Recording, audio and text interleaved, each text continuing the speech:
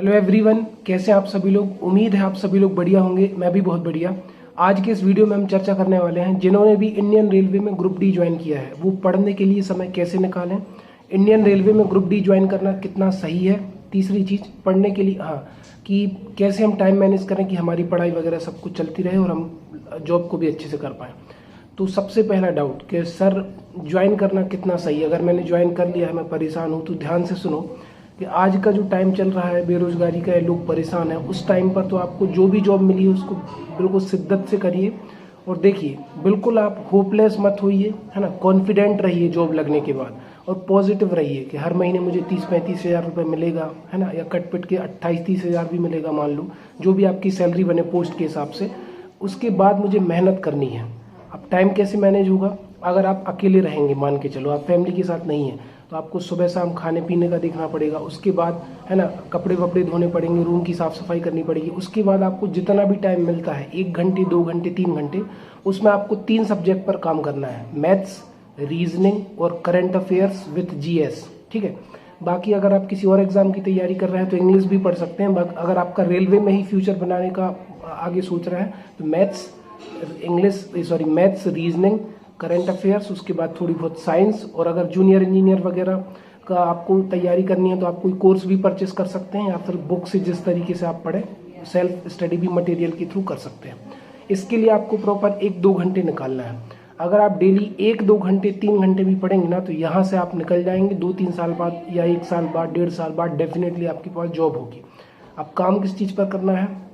देखो, काम करना है आपको मैथ्स पर, तो मैथ्स के पूरे बेसिक कॉन्सेप्ट पर, है ना। अगर आप पहाड़ा भूल गए हैं तो कम से कम 25 तक का पहाड़ा याद कर लीजिए, 100 तक के स्क्वायर याद कर लीजिए, है ना। बेसिक फॉर्मूले रिवाइज कर लीजिए, थोड़ी बहुत लिख कर प्रैक्टिस करिए अगर आप भूल रहे हैं तो।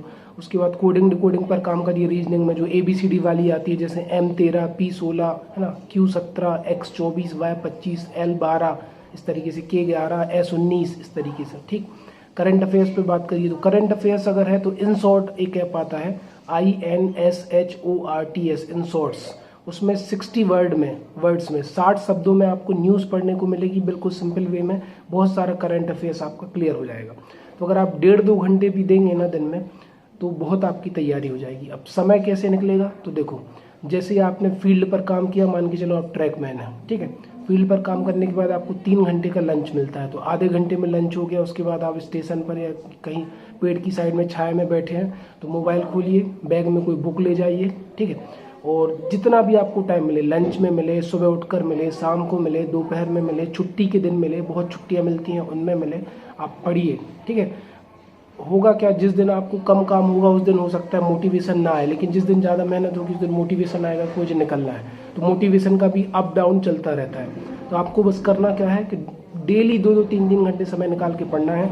अगर आप एक्स्ट्रा अपनी लाइफ में कुछ करना चाहते हैं, एक्स्ट्रा एक्टिविटी जॉब के अलावा, तो वो भी कर सकते हैं। जैसे यूट्यूब चैनल खोलना है तो वो खोल लीजिए। अगर आगे कोई बड़ी पोस्ट चाहिए तो उसके लिए शिद्दत से लग जाइए।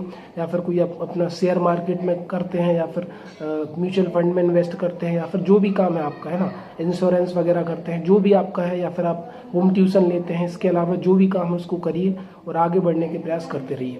अब जॉब करना कितना सही है तो देखो, जॉब करना इसलिए सही है कि आज के टाइम में एक तो जॉब मिलना आसान नहीं है, और जैसे आपकी जॉब मिलेगी ना तो आपकी वैल्यू यहाँ से बढ़ के यहाँ हो जाएगी। 90% लोग आपको बहुत इज्जत देने लगेंगे, 10% लोग होंगे जो आपको कहेंगे आप किस पोस्ट पर काम कर रहे हैं वगैरह वगैरह, तो उनकी बातों पर ध्यान मत दीजिए। बहुत सारी चीज़ें आपकी मैनेज होनी है और लाइफ में आप फाइनेंशियली स्ट्रांग हो जाएंगे, ठीक है। आप घूम सकते हैं, अपने सेल्फ डिसीजन ले सकते हैं, बहुत पॉजिटिविटी आ जाएगी।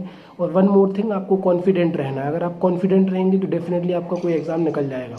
आई होप आप मेरी सारी बातों को समझ गए होंगे। अगर वीडियो बढ़िया लगा तो ज़्यादा से ज़्यादा लोगों तक शेयर करिए, जितने ज़्यादा लोगों को कर सकते हैं। चैनल पर नए व्यूअर्स है तो चैनल को सब्सक्राइब करिए। मिलते हैं नेक्स्ट वीडियो में। धन्यवाद। जय हिंद। बाय।